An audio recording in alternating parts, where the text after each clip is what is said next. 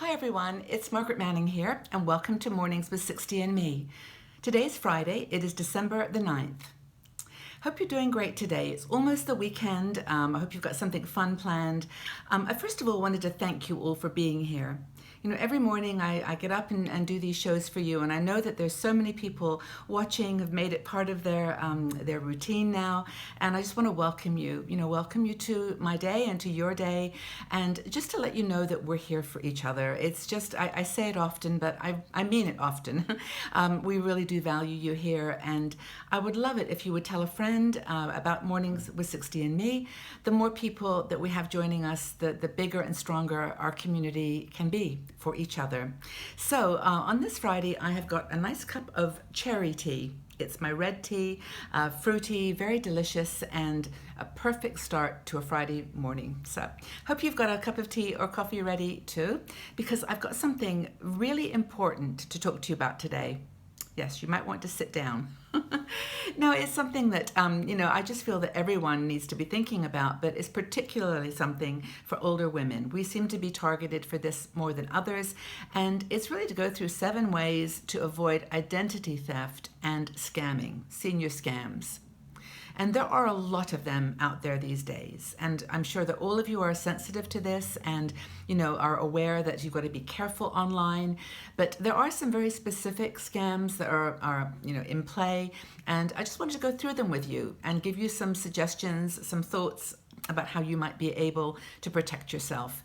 Now, I have been victim of a theft, and I remember the day really well. I was in Milan, in Italy, and I was just at the end of a long day, very relaxed, not paying attention. I was waiting for some friends, and I just wandered into a shop and had my backpack on my back, and it's one of these backpacks that's got an outside pocket.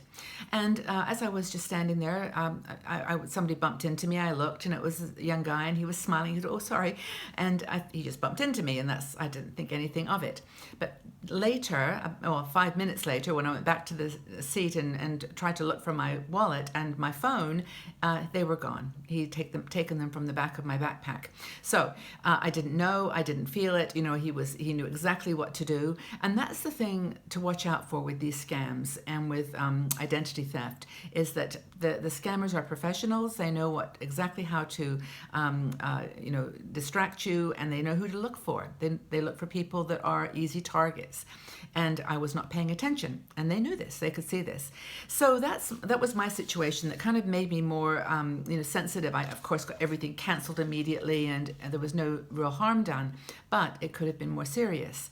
So here are some ideas, just things to think about that apply to all kinds of scams, and some things that we tend to do as older women and boomers. I think our generation is falls prey to this, I should say. Now, the first thing is stop being so darn nice on the phone. These scammers will call you. They know exactly what to say. And we, just as part of our nature, want to help.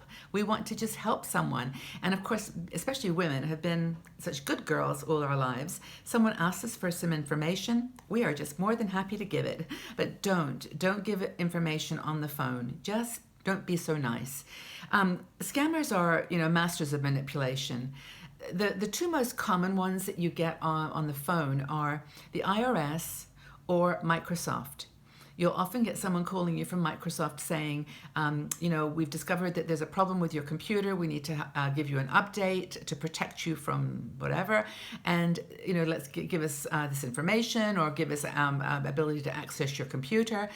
And Microsoft never does this. Never, ever does this. So don't ever believe anyone who calls and says they are from Microsoft. They're just playing on the fact they think you don't know what you're doing online with technology, and that they can take advantage. So that's never going to happen. Same with IRS. The IRS never calls you asking for your social security number or for any information. I think we all kind of in our minds know this doesn't make sense, but there's something about a voice on the phone that makes us feel important, that somehow we've got valuable information. Don't give it to them. Just don't be so nice. This is one example when being nice does not pay. So just be conscious of that. It's really important. And this actually also applies to online email. You'll often get emails from a bank saying, your account is going to be canceled because we need you to update your password, or something like that. Don't do that. Don't ever follow a link in your email. Just call the bank and say, did you send me this? And 9 times out of 10, well, 10 times out of 10, they didn't. Banks never do that. They'll contact you personally. So anyway, those are some things to be careful about, just about giving information. The next thing is to get smart with your passwords. In the olden days, we had maybe 1 or 2 accounts and we used the same password, maybe for email and something else. But now we've got a lot of accounts, lots of banking, online banking accounts, and we really should not be using the same password for 2 accounts. Just don't do that. And I know it's complicated to remember all these passwords, but I've got some ideas.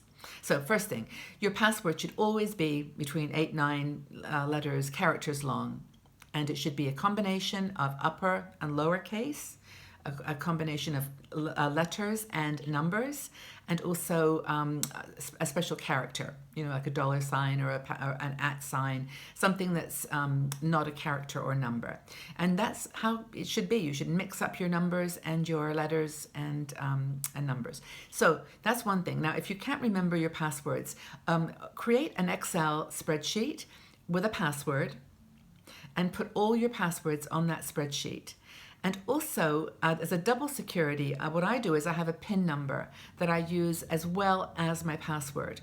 So when I'm entering the password, it's password and then my PIN. And the PIN can be just 4 digits. That can be pretty straightforward, but it's a PIN number that only you know. And if you don't want to use Excel, that's okay. Just put it on a piece of paper and the password, accept the PIN, and then if ever you lose your something happens online, you can go to your piece of paper and you've got your password and you know your PIN. So if someone breaks in, they can steal the piece of paper, but they don't know your PIN number. So I know this is sounding a little bit elaborate and complicated, but it's really important that you keep control of your passwords. One other thing that you can do is use a service. There's one, for example, called LastPass, and this is where you just document all your passwords. And it's locked with a password and PIN, and you can also then give that information to a family member so that if something happens to you, they can access your accounts with permission. So that's something to think about with passwords. I know we've gone on a little bit about that, but it's super important because we all use them all the time. Another thing, and this relates to the first point about answering too many questions, is don't give too much information. Avoid TMI. Because, when you go into a doctor's office, for example, they ask you to fill in the form, and you sit there and you fill in this form, and it asks you for everything, under the sun. They don't need it all. They don't need it. It's a form. They've put this form together for formality, and they don't expect you. They don't need your, they don't need your social security number. There's things that they might need, maybe your address or your weight, or they may need your social security number, but they don't need everything. So give as little information as you can when you fill in a form. And if you do miss something that they desperately need, they'll ask for it. They'll say, well, why don't we have this number or this address? Excuse me, I have to take a little sip of my tea. 1 second. I got a little thing in my throat. Anyway, I'm just getting all choked up about this topic. It's so important. So anyway, avoid being too nice in general. Don't give too much information. It's not needed. And it's okay to be cautious. It's okay. It's important. Your information is valuable to you. Another thing is to protect your home computer. Now this means always making sure that you've got a virus program running. If you don't want to pay for it, Microsoft does a free, it's called Windows Defender. It's free of charge. You can just make sure it's activated, so it keeps an eye out for for scams and sort of Trojan horses that try to get into your computer to corrupt the files. But at least have that running. And then the other thing is make sure you get automatic updates checked on your Windows computer, so that every couple of days or every week it will automatically do a scan of your computer. And this is again free, and it's all part. So if you have any questions on that, just type in your help screen. Or how do I install automatic updates for Windows? How do I install a Windows Defender? And it will give you all the information that you need as to protect your account. By the way, there's a lot more information in the article that I'm going to give you a link to. It's one that we wrote, and it's super helpful if you want to drill down just a little bit here. Another thing, just as a passing thing, is if you don't intend to get another credit card, maybe you don't even need your credit cards anymore, you could lock down your credit report. And this means that no one can have access to it, and so you don't have to worry about being someone taking your social security number and opening accounts. That's one thing to consider. And then, of course, the one that I fell victim to is be careful what you carry in your purse. And even if someone steals something, just make sure they're not going to take something that's very valuable to your identity, and just carry a minimum of stuff. I go out now with just one debit card and cash. I really don't carry. I certainly don't carry my passport or any of those papers that are really important. When I travel, I make copies, and I keep them in a safe place at home in case something happens while I'm away. But just be careful with what you carry in that beautiful big bag.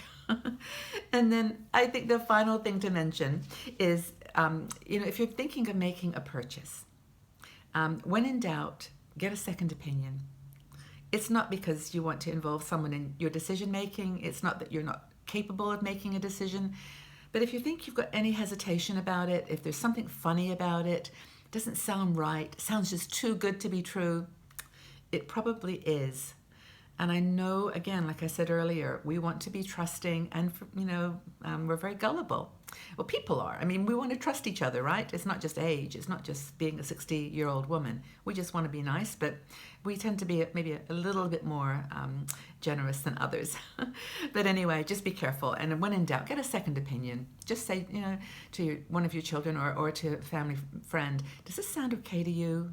And you can also go online and type in the name of the company and get information. But always, don't be afraid to reach out. And if you really have a contract that you're trying to agree on, it's really worth the money to get a lawyer, an attorney, to check it over for you. There's often something snuck in there that you just didn't expect, and you don't want any surprises. So it's worth the money to take that step.